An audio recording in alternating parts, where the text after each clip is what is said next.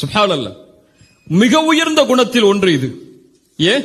மக்கள் தவறு செய்யும் பொழுது கோவப்பட்டு விலகி போறது இன்னைக்கு பல பேர் இருக்கிறாங்க.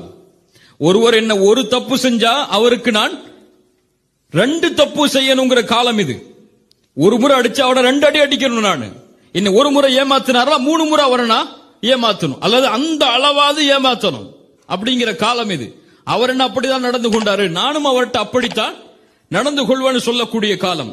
ஆனா இஸ்லாம் கற்றுக் கொடுப்பது, உனக்கு ஒருவன் அநீதி செய்தால், துரோகம் செய்தால், உன்னை எதிர்த்தால், உன்னை அடித்தால், உன் மீது கோபப்பட்டால் அதை மன்னித்து விடு, அதை நீ மன்னித்து விடு.